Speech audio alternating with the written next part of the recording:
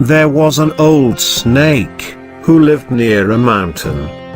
Due to his old age, he was unable to prey on frogs. He thought, I am too old to hunt for food. I will not be able to live long without food, and it is only going to make me weaker to hunt as well. I have to think of something.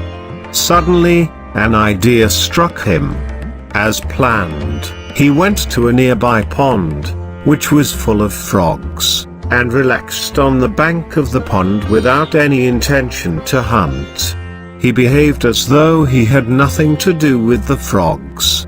At first the frogs ran away, but as he was not hunting, the frogs gathered some courage and approached him. One of them asked, "Oh snake, why do you not hunt, as is your behavior?" The snake replied casually, "I have no desire for food. I did a lot of sins killing frogs in my life, so I want to wash my sins helping frogs rest of my life. I have to live off what frogs offer to me. And so, I lie here, to serve any frogs who wants my services. I can give a ride on my back to any frog who wishes for a ride." When the news reached the King of Frogs, he visited the snake along with his ministers. On being assured by the snake that he means no harm, the king decided to take a ride on the snake's back. The snake rode him around the pond, and the king was very entertained. Even the ministers and other snakes took turns to ride the snake, and they were very entertained, too. The snake, too, proved himself a good entertainer by exhibiting various styles of crawling. The frogs, especially the King of Frogs, were delighted. The frogs jumped and hopped all the way. The next morning the snake pretended to be weak and crawled slowly on purpose. The King of Frogs, on the other hand, was excited to start the morning with a ride on the snake's back. He observed the snake's behavior and inquired. The snake replied, "I am too weak to crawl.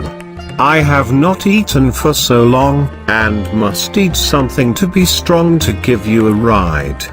The King of Frogs thought for a while, consulted his ministers, and decided that they must serve the snake one frog a day to keep him strong. This was what the snake had planned for. He praised his kindness, and gave him and the other frogs a ride on his back. From then onwards, the snake gave ride to the frogs, and got to eat one frog every day. In a short time, he regained strength. On the other hand, the King of Frogs was too excited to realize the frogs were rapidly decreasing in numbers and there were only a handful of them that remained. The Frog King was so completely taken in by the snake's talk that he did not understand his real motive. One day, a big black snake arrived at the bank of the pond. He was very surprised to see the excited frogs hopping in joy, and riding on the snake's back. The black snake inquired, "Oh friend, why are you carrying frogs on your back? They are our food." The old snake explained everything to the black snake. He continued, "I have discovered many different tastes after eating many different frogs here. I have this easy way of life, and enjoying it here." Over time, the snake had eaten even larger frogs, and started eating the ministers and the king's relatives. Finally, one day, he ate the king also, and thus, the entire frogs in the pond perished. The wise indeed say, "Beware of deception from all quarters including your friends."